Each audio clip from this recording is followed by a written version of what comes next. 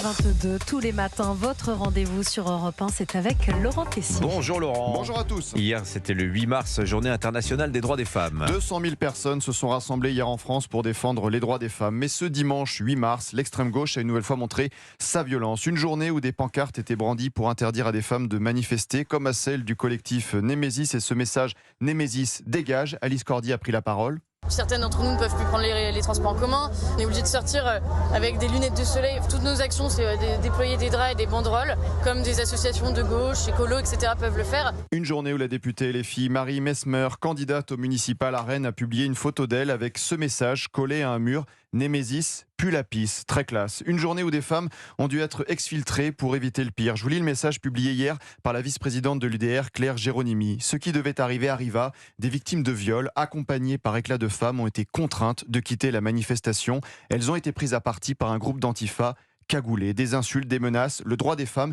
est devenu un champ de bataille idéologique. Fin de citation. Une violence aussi dans les slogans utilisés.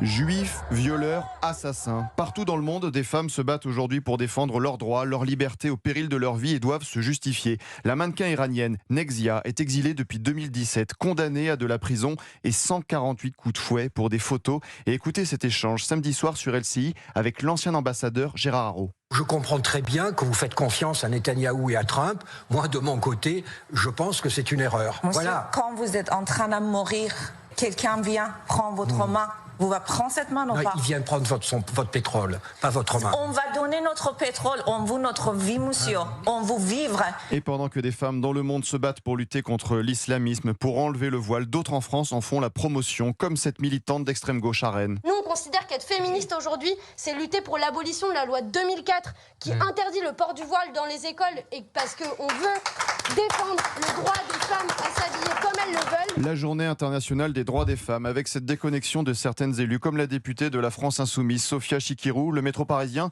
est un lieu sûr, c'est bien connu. C'est pas dangereux le métro. Si le métro était vraiment un coupe-gorge, mais tous les jours il y aurait un viol, un meurtre.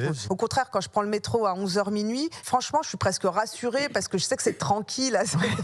7 femmes sur 10 en Ile-de-France ont déjà été victimes de violences sexistes, sexuelles dans les transports en commun. Je vous lis les mots de notre camarade Christine Kelly hier dans le JDD. Être une femme aujourd'hui en France, c'est vivre dans un espace de liberté menacé. L'histoire des femmes iraniennes rappelle que la liberté n'est jamais acquise. Tout est dit. Merci beaucoup Laurent Tessier, le rédacteur en chef de Pascal Pro, et vous, merci à vous mon cher Laurent.